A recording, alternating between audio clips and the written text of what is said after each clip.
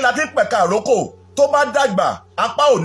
ò ní ká mọ́ òun ní nǹkan tó ṣẹlẹ̀ kánípà àti gba Àgbàlá Gabriel yẹn ní Ìyálájé courtroom ti sọ̀rọ̀ ó ṣeéṣe kí Muyideen ó ṣeéṣe kí Àgbàlá Gabriel má tún ṣe èyí tó ṣe fún kejì yìí mélòó àwọn tó yìí ń ṣe fún lọ́wọ́lọ́wọ́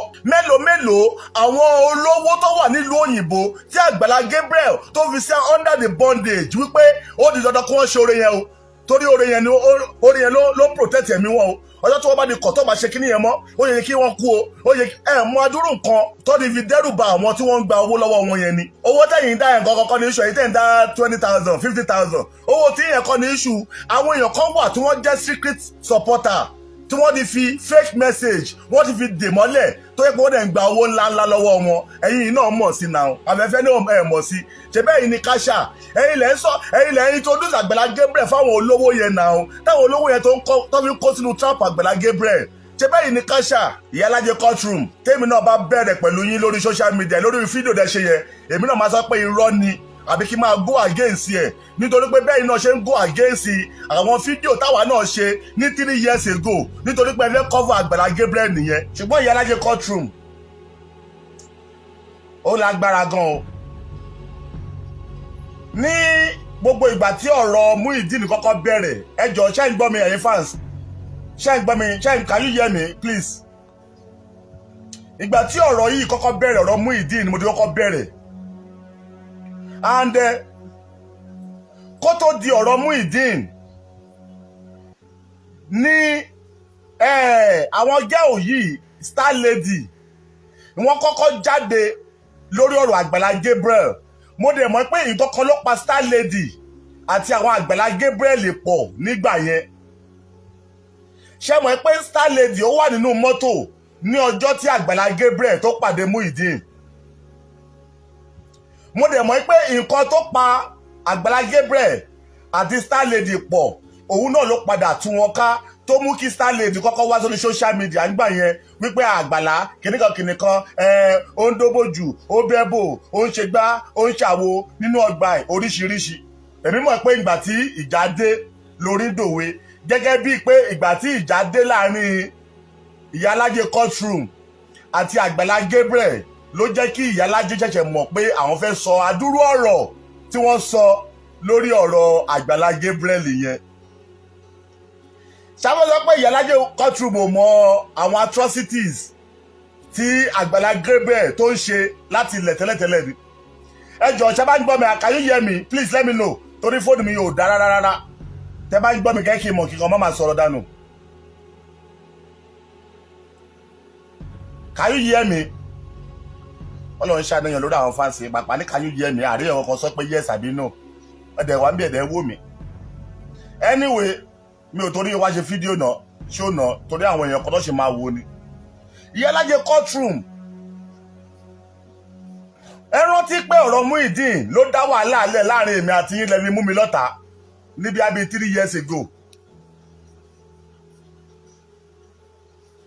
ọmọ bíi má bí mi lè question wèrè did you listen to the whole story má bí mi lè question wèrè jẹ́ kí n sọ tẹnu mi tán kó tó mọ̀ ọ̀kan tó fẹ́ sọ did you listen to the whole video bó mo ti ráyè wèrè do you know who is talking má bí mi lè question wèrè bí báyìí because Ìyálájé courtroom ó mọ Muyideen tẹ́lẹ̀ ó mọ Àgbàlá Gabriel tẹ́lẹ̀tẹ́lẹ̀ thank you Ọláìdé Gbàdàmọ́sí ẹ ṣé jàre nígbà tí ọ̀rọ̀ Muyideen wá ṣẹlẹ̀ nígbà tí àwọn ọmọ yẹn kọ́kọ́ bẹ̀rẹ̀ sí ní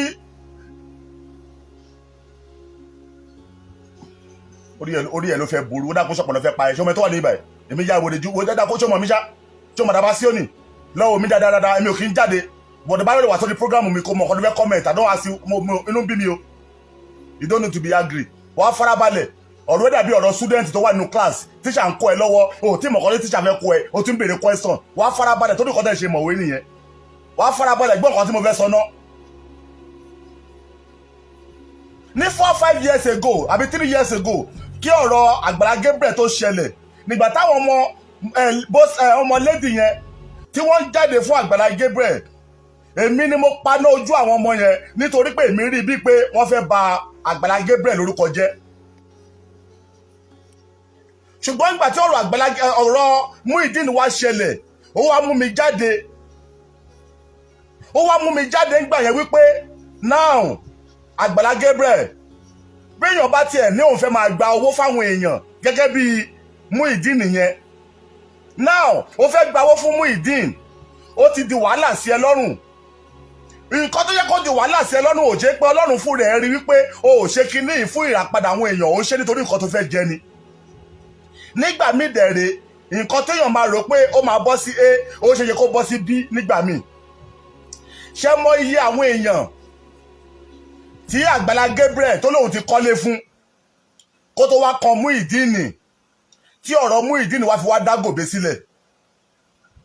ṣùgbọ́n nígbà yẹn mo ṣe fídíò f'Àgbàlá Gabriel mo l'Àgbàlá Gabriel wá mi ò tí ì rí ẹ rí kó máa ṣe program pẹ̀lú àdúrà àbí kó máa ṣe deliverance lẹ́tà sún mi wípé o tiẹ̀ fẹ́ kọ́lé fún Muyideen orí Muyideen lójú títì ọ̀rọ̀ ẹ̀ dàbí ẹni tó lọ mú wèrè lójú títì ni kó tó lè kọ́lé fún wèrè kó tó lè dáṣọ sí wèrè lọ́rùn ó jẹ́ kó o deliver wèrè kó ṣe deliverance fún wèrè kí wèrè má bàa padà wo ilé tó kọ́ kí wèrè má bàa padà fa aṣọ tó rà fún kó má bàa padà fàya bí Muyideen ṣe kọ́kọ́ táwọn kọ́ rò pé Muyideen ṣe fún Àgbàlá Gabriel nígbà yẹn mo come out fún Àgbàlá Gabriel wípé at least before kó tó máa ní òun tọrọ nǹkan kan fáwọn èèyàn kọ́kọ́ ṣe deliverance fún wọn gbàdúrà fún wọn ṣe ìwàásù mo ní mi ò rí ẹ gẹ́gẹ́ mo ò rí ẹ kó ṣe ìwàásù kan tó make sense lórí social media rí àfi ẹ máa dáwó now ẹni tó wá ní o kọ́lé fún sí tó pàdé ẹ̀ nílẹ̀ ńlẹ̀ ó pàdé Muyideen bíi wèrè ó ṣe deliverance fún ogun tó wà nínú ayé Muyideen sì wà ń bẹ̀ ó wá lóun kọ́lé fún dájúdájú níbi ilé tó lóun kọ́ yẹn níbi tó ti ń jẹun ibi ẹ máa dáwó yẹn níbi tó ti ń jẹun èmi wá jáde fún Àgbàlá Gabriel nígbà yẹn èmi dẹ̀ mọ̀ pé Ìyálájé courtroom náà mọ irú àwọn ìwà t'Àgbàlá Gabriel wù èmi ni mo kọ́kọ́ sọ fáwọn èèyàn wípé gbogbo ilẹ̀ tí Àgbàlá Gabriel bá kọ́ fún yín lórí ilẹ̀ yẹn Àgbàlá Gabriel ló ní èmi mo kọ́kọ́ jáde nígbà yẹn ọ̀rọ̀ yẹn wọ́n nínú kan tó bí Ìyálájé courtroom nínú o Ìyálájé courtroom tó bá ń wo fídíò yìí tó máa já ẹ lọ́kàn jẹ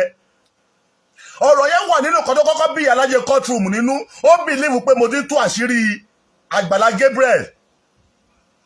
èmi dẹ̀ ń sọ fún gbogbo èèyàn pé gbogbo ilẹ̀ tí Àgbàlá Gabriel bá lóhùn kọ́ fáwọn èèyàn tó kọ́ sórí ilẹ̀ yẹn Àgbàlá Gabriel ló ní torí pé C.O. tó wà lórí ilẹ̀ yẹn orúkọ Àgbàlá Gabriel ló wà ń bẹ̀ of which Ìyálájé courtroom náà máa mọ irú àwọn nǹkan wọ̀nyí àgbàlagbà ní ìnà ẹ̀ lè sọ pé ẹ̀ mọ̀ láíláí pé àwọn ilé tí Àgbàlá Gabriel ń kọ́ sí orí ilẹ̀ yẹn Àgbàlá Gabriel ló ní torí pé mo tú àṣírí yẹn gbà yẹn òun ló fà á tí Ìyálájé courtroom tó fi mú mi lọ́ta o ẹ wá jáde ní ìsìn ẹ̀yin ṣẹ̀ṣẹ̀ wá ń sọ pé ẹ ó ṣe báyìí táwọn dẹ̀ di sọ tẹ́lẹ̀tẹ́lẹ̀ ṣùgbọ́n torí pé ẹ̀yin láìkí ẹ̀ ń cover ẹ̀ tèmi náà bá fẹ́ jáde ń sìn màá tọ́ pé rọ́lẹ̀ ń pa irun tó pa yín pọ̀ lóyọ tú yín ká ẹ̀ṣẹ̀ wá ń sọ fún wa ní ìsìn pé béèyàn bá gbélẹ̀ fún kó bá wọn talẹ̀ ní 3 million ó máa talẹ̀ ní 7 million ó máa talẹ̀ ní 20 million ṣé yóò mọ̀ tẹ́lẹ̀tẹ́lẹ̀ ni èmi ni mo dọ́kọ́ sọ pé Àgbàlá Gabriel ó di fẹ́yàwó síta ó ní ìbejì ń ta èmi ni mo dọ́kọ́ sọ lórí social media náà ṣùgbọ́n ìyí tó yẹ kí Ìyálájé courtroom ń gbà yẹn kó fi sọ òdodo ọ̀rọ̀ ó ń ṣọ̀tì wá up ó ń jẹ́ kó yẹ pé ẹ̀kíní torí ọ̀rọ̀ yìí ló fàjẹ́ mi àti Ìyálájé courtroom torí ó bìlíìfù pé mo fẹ́ tú àṣírí Àgbàlá Gabriel nígbà yẹn now ẹ̀yin wá jáde ní ìsìn lánàá ẹ wá ní tẹ́ bá ṣe ṣé ẹ fẹ́ ní ẹ̀mọ̀ wàyẹ tẹ́lẹ̀tẹ́lẹ̀ tẹ́ bá dé police station máa arrest ẹ̀yin náà wọ́n máa ní pé kí ló mú yín tẹ̀ tí wá ṣàlàyé àwọn ọ̀rọ̀ yìí láti jọjọ́ yìí ẹ fọwọ́ bò ní ẹ fọwọ́ bò torí pé nǹkan tó yọ payé pọ̀ ó ti wá tú yín kánsìn òun ló fà á tí Ìyálájé courtroom tẹ́ wá fi ń sọ adúdùn kan tẹ́ ń sọ yẹn tí Àgbàlá Gabriel náà tó bá fẹ́ go into fracas òun náà máa jáde á sọ gbogbo nǹkan tí ó pa ẹ̀yin òun àti Ìyálájé courtroom ẹ̀sán tó pa wọ́n pọ̀ náà ọmọ bíi ṣe bẹ́ẹ̀ náà ti rí sìn ẹ̀ṣẹ̀ wá ní àbí ó yẹ kẹ́ kọ́kọ́ ní sùúrù lẹ́ẹ̀kan kẹ́ kọ́kọ́ gbọ́ ọ̀rọ̀ mi ni kẹ́rọ máa ní pé kíní kan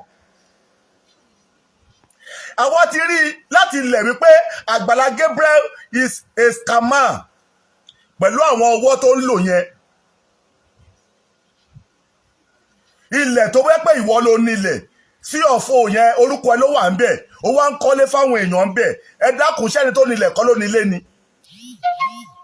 nítorí pé mo wá sọ̀rọ̀ yẹn ń gbà yẹn ìyá alájẹ courtroom mú mi ní ọ̀tá náà ìwọ wá ń sọ̀rọ̀ nísìn ìwọ wá fẹ́ máa sọ̀rọ̀ nísìn tó ká bá lè sọ pé ẹnu tiẹ̀ làṣírí ti tú ká bá lè sọ pé wọ́n ló mọ àṣírí yẹn àṣírí dẹ̀ ṣe pọ̀ nílẹ̀ tó yapa gan gbogbo bọ́ ṣe ń lo pàtì èèyàn tí a bá bẹ̀rẹ̀ tá a bá fàájá ẹ̀rù máa bà yín gbogbo àwọn iṣẹ́ wèrè oṣó wèrè tí wọ́n ń ṣe tá a bá fàájá ẹ̀rù máa bà yín ṣùgbọ́n èmi díẹ̀ ni mo máa ń sọ̀rọ̀ tí bá rí kórè èèyàn fẹ́ burú ó fẹ́ ṣe bí àpò òun wise ni mo máa fàájá fún. now Àgbàlá Gabriel tó ti ń hùwà burúkú yìí bọ̀ tipẹ́tipẹ́ táwa dẹ̀ ń sọ ṣùgbọ́n tó ní pé ìyálájẹ courtroom like Àgbàlá Gabriel ó ń cover ẹ̀ ṣèbí torí pé ẹ̀ ń cover ẹ̀ láti ibi 3 years yẹn òun ó fi di opportunity láti fi ṣe tó worse tó ṣe fún kejì yẹn wọ́n lára èèyàn ò yá ó wá gba 8 million ó wá ná 4 million dájúdájú mélòó ni tó worse jù bẹ́ẹ̀ yẹn lọ tí Àgbàlá Gabriel ń ṣe nínú ọgbà yẹn. wọ́n ní àti kékeré láti pẹ̀ka àrókò tó bá dàgbà ọ̀pá ò ní ká mọ́ òun ní nǹkan tó ṣẹlẹ̀ ká nípa àti gba Àgbàlá Gabriel yẹn ní ìyálájẹ courtroom ti sọ̀rọ̀ ó ṣeéṣe kí Àgbàlá Gabriel má tún ṣe èyí tó ṣe fún kejì yìí mélòó làwọn tó yìí ń ṣe fún lọ́wọ́lọ́wọ́ mélòó àwọn olówó tó wà nílùú òyìnbó tí Àgbàlá Gabriel tó fi sí under the bondage wípé ó di dandan kí wọ́n ṣe oore yẹn o torí oore yẹn ló protect ẹ̀mí wọn o ọjọ́ tí wọ́n bá di kọ̀ tó bá ṣe kíní yẹn mọ́ ó yẹ kí wọ́n kú o ó yẹ mọ adúrú nǹkan tó ní fi dẹ́rù ba àwọn tí wọ́n ń gba owó lọ́wọ́ wọn yẹn ni owó tẹ̀yìn dá ẹ̀ǹkan kọ́kọ́ ní iṣu ẹ̀yìn tẹ̀yìn dá 20,000 50,000 owó tí yẹn kọ́ ní iṣu àwọn èèyàn kan wà tí wọ́n jẹ́ secret supporter tí wọ́n ti fi fake message wọ́n ti fi dè mọ́lẹ̀ tó yẹ pé wọ́n dẹ̀ ń gba owó ńláńlá lọ́wọ́ wọn ẹ̀yin náà mọ̀ sí náà afẹ́fẹ́ náà ẹ̀ mọ̀ sí ṣe bẹ́ẹ̀ ni káṣà ẹ̀yin lẹ́ ń introduce Àgbàlá Gabriel fáwọn olówó yẹn náà táwọn olówó yẹn tó fi kó sínú trap Àgbàlá Gabriel ṣe bẹ́ẹ̀ ni káṣà iṣẹ́ ti já báyìí ogun wa dé ohun tó payé pọ̀ wá ń tu yín ká èmi ò kí wọ́n sórí social media kí wọ́n máa round mo máa ń wá láti wá sọ̀rọ̀ tó make sense ni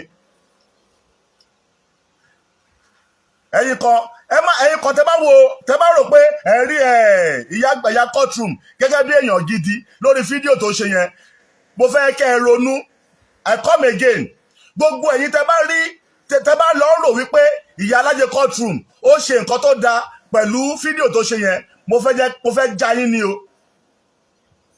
pé èèyàn bí ìyá alájẹ courtroom ó yapa ní gbogbo ayé tó bá ti fẹ́ sọ̀rọ̀ fún ọ̀rẹ́ àbọ̀mọ́nìkejì ẹ máa rántí pé èèyàn ni ọjọ́ tí nǹkan bá ṣẹlẹ̀ láàrin ìwà àti ẹ̀ ó máa fà ẹ́ láṣọ ya débi tí o expect.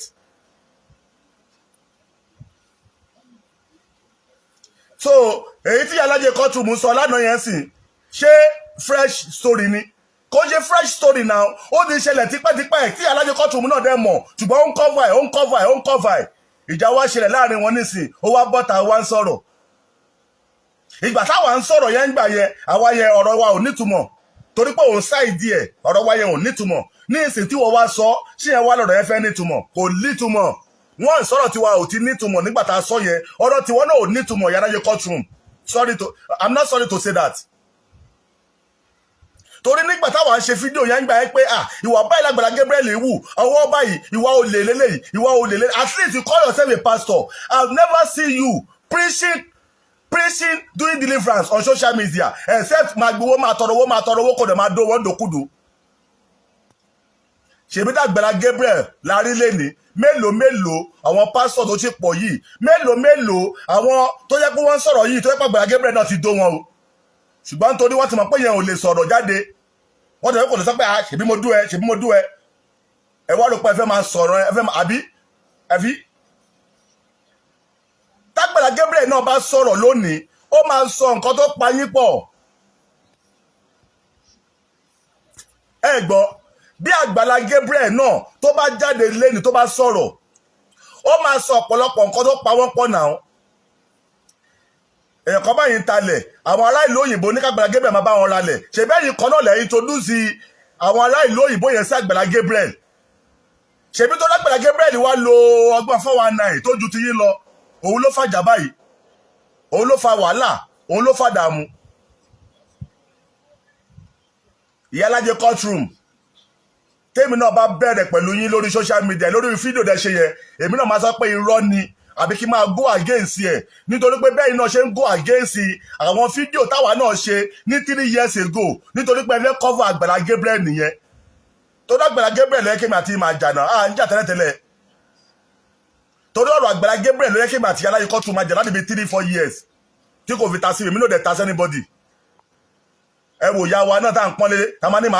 màámi tó ń ṣe kìnìyàn kan a máa ní màámi a máa gbé wa ṣépè láago mélòó ìyá ọmọ iye ọmọ tó bí tẹ̀ tá a bá ń pọ́nlé tá a máa ní màámi tí màámi ò bá wùwà màámi a máa lé màámi dànù a máa gbé màámi ṣépè màámi ò fowó nìyẹn bó ni màámi ti wá tí ò lókun lọ́rùn màámi tá a bá di pọ́nlé tí ò pọ́n wa lé tó pé pèlú fẹ́ máa ṣẹ́ a máa gbé wọn náà ṣépè ni on a big time. So ẹ jọ mo ti ní mi ò ní sọ̀rọ̀ mọ́ lórí ọ̀rọ̀ Agbala Gabriel yìí ṣùgbọ́n nísìn ó dà pé fídíò tí Ìyálájé courtroom ṣe yẹn ó fẹ́ máa fi refresh story yẹn ni lóòótọ́ Agbala Gabriel ti bímọ dáadáa síta àwọn tó ń dó ta ya pátá mọ̀ tó bá bíire lọ́wọ́ Bẹ́wàjì ibẹ̀ ń tiẹ̀ kọ́ ni mò ń lọ but mo fẹ́ ka mọ̀ pé àti tó pèrè ní pásọ̀ àti tó kìí ṣe pásọ̀ ẹ̀jẹ̀ lójọ́ ń rànù lára gbogbo wa pásọ̀ tó ń dó àwọn ọmọ ọlọ́mọ náà nídòkúdò ẹ̀jẹ̀ ló ń rànù lára òun náà torí pé ó ń parọ́ fún wa lọ́lọ́run ṣe fẹ́ bá wa ba ti ẹ̀jẹ̀ báyìí.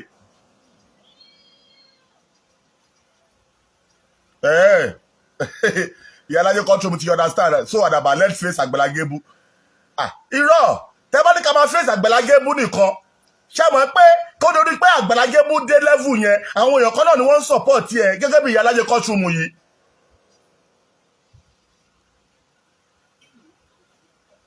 ṣẹ́rẹ̀ mi bẹ̀ yẹn kó tó dípá Agbala Gabriel ó ya international scammer bẹ́ẹ̀ yẹn ṣe báwọn ará international náà ni wọ́n ń support ẹ̀ ni wọ́n mú àwọn client wa so iṣẹ́ ti já báyìí mugun ti já àbí owó tí wọ́n ń pín ọ̀hún rí pín mọ́ òbí olóògbé dá wà lálẹ́. Are you serious about màámi ẹ̀ wò èwo nínú àwọn màámi ẹ̀ gbogbo màámi orí Facebook tó bá ti wà màámi a máa gbéṣẹ́ pè ní kókó ní burúkú ẹ̀ lọ ó ti yé iye ọmọ tó bí lórí social media yìí tí a bá ní màámi tí màámi kọ́ bá wá joyè lórí burúkú àbáyé màámi fẹ́ bàjẹ́ tánu màámi òfò táni màámi tí tá à ń pọ́n létí kò pọ́n rẹ̀ lé táni màámi alábùkù táni màámi òfò táni màámi onídọ̀tí táni màámi táwọn máa pọ́n lé táwọn máa ṣe màámi ni o tí màámi máa gbé wa ṣe máa gbé àwọn ọmọ ẹ̀ ṣépè bí eré àwọn èpè àwọn ọ̀rọ̀ burúkú tí ò lè sọ fáwọn ọmọ ẹ̀ wàá máa fi sáì sọ fáwọn ọmọ ọlọ́mọ ìwọ òde lè gbarú ẹ̀ àyèwádà so kí màmá òfò kan jókòó abẹ́ ayé ara ẹ̀ no time to waste time ò ráyè wèrè lórí social media yìí ajá ń sábà ẹkùn sábà já ni èmi dẹ̀rẹ̀ àdàbà sí òní má gbé gẹ̀ẹ́sì lọ́rọ̀ tèmi o àdàbà sí òní má gbé gẹ̀ẹ́sì ni èyí tá a ṣe lọ́jọ́ kìíní àná ta ní bóyá ẹ máa ṣóbò lẹ̀ tá a pàrẹ́wò kíní mi olúgbòhùn tá a fi ṣe lọ́jọ́ kìíní àná sí wà ńlẹ̀ tẹ́ bá tún ṣe yánmọ̀yánmọ́ àtúntọ́lá àtúngbé fún yín wà láìtàláì mo fi gbogbo tọ́lọ́run fi jọ́lọ́run búra ọlọ́run lórí kó máa jẹ́ kó ń ṣe èèyàn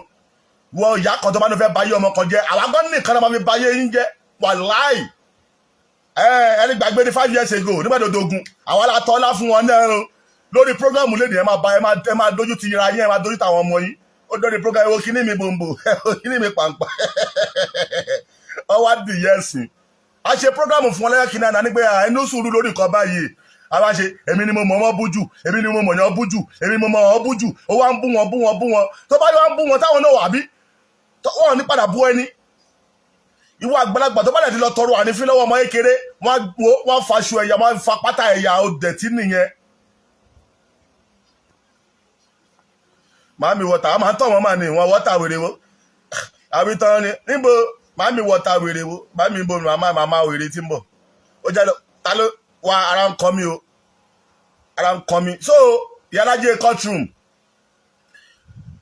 gbogbo yín lẹ̀ lọ́wọ́ ń bẹ, gbogbo yín lẹ̀ lọ́wọ́ ń bẹ,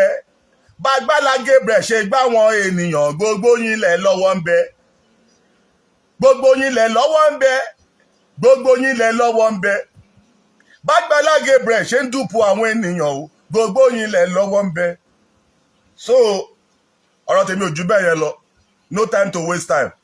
Ní last time kálẹ̀dì support wa pé báyìí ní Agbala Gabriel ń ṣe, kò ní ráyè gbá àwọn ẹlòmíì.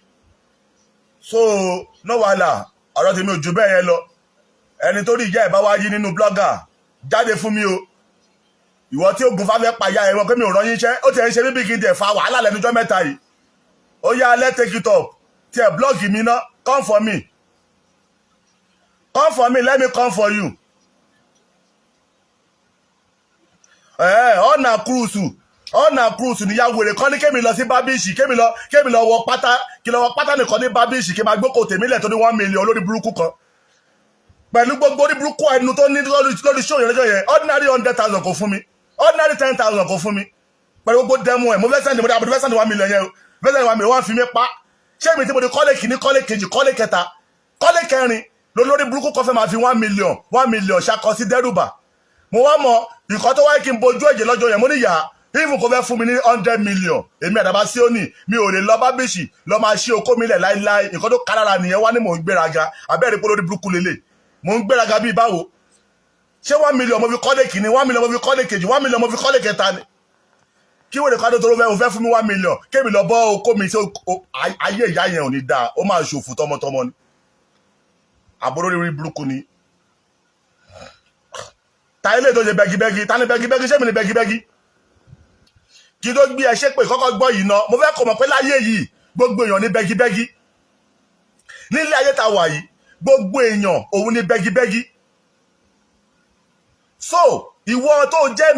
tó jẹ́ thousandaire òun bẹ́gibẹ́gi lọ́wọ́ millionaire ni. Ẹni tó jẹ́ millionaire náà òun náà tún bẹ́gibẹ́gi lọ́wọ́ billionaire. So bẹ́ẹ̀mi náà bí mo ṣe ní kò sí owó yìí, a sì ráwọn èèyàn tí wọ́n sì ń bẹ́gibẹ́gi lọ́wọ́ mi tí mo dẹ̀ ń fún wọn. Mo wà nítorí pé torí mo fẹ́ fún wọn lówó kí wọ́n ní kọ́ lọ bọ́ pátá.